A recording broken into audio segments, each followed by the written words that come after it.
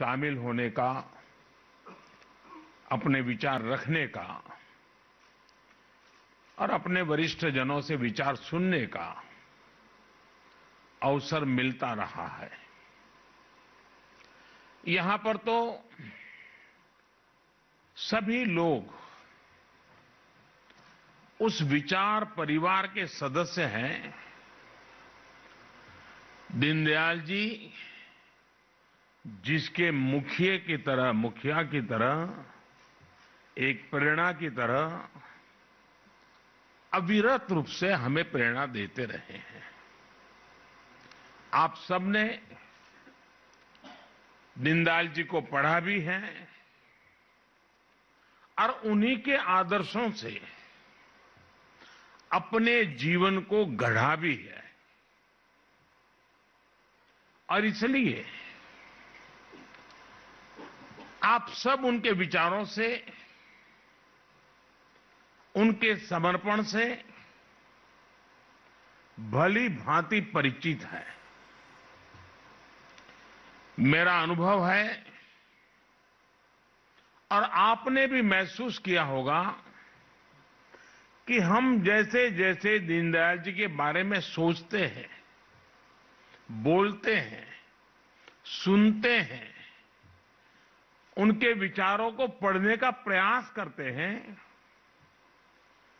हमें उनकी बातों में, उनके विचारों में हर बार एक नई ताजगी, नया दृष्टिकोण, एक नवीनता का अनुभव होता है। उनके विचार आज भी उतने ही प्रासंगिक है जितने तब थे और आने वाले समय में भी उतने ही आवश्यक रहेंगे जितने आज है। एकात्म मानव दर्शन का उनका विचार मानव मात्र के लिए था।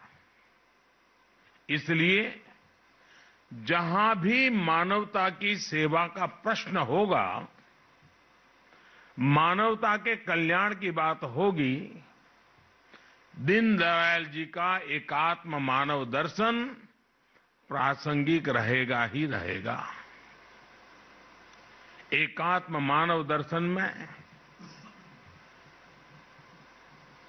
विशेष रूप से इन 3 शब्दों में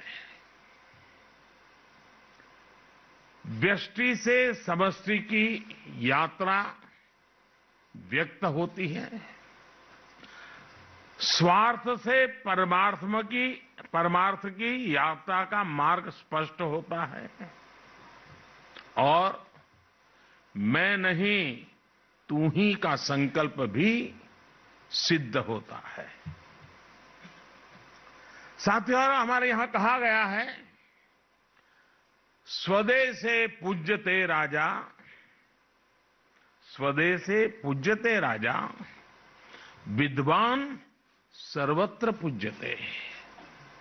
अर्थात सत्ता की ताकत से आपको सीमित सम्मान ही मिल सकता है।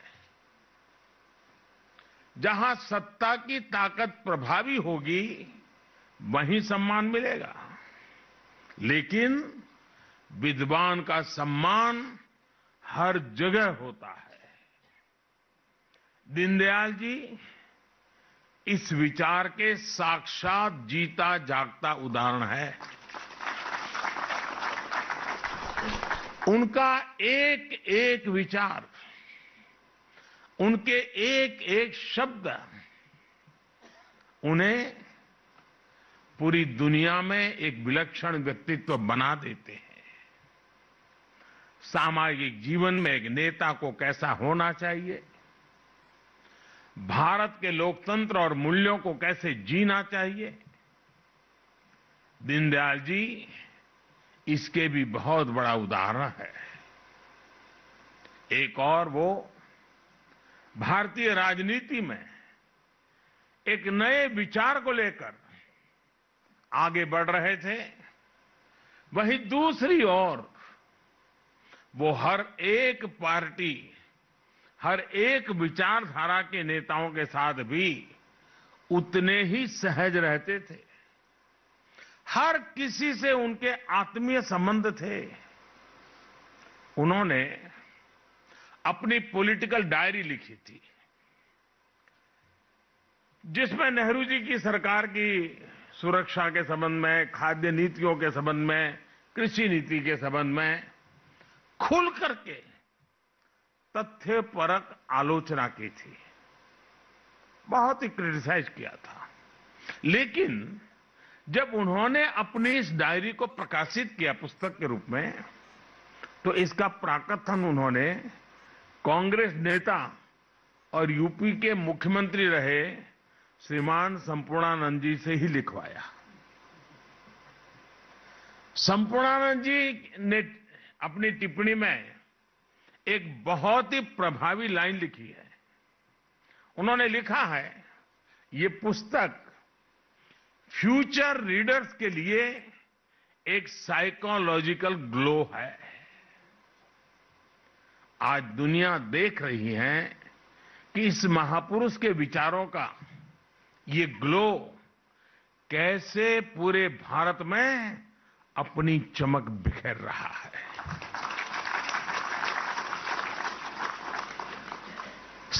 साथियों, हमारे शास्त्रों में कहा गया है, स्वदेशो भुवनम त्रयम, स्वदेशो भुवनम त्रयम, अर्थात अपना देश ही हमारे लिए सब कुछ है, तीनों लोकों के बराबर है। जब हमारा देश समर्थ होगा, तभी तो हम दुनिया की सेवा कर पाएंगे।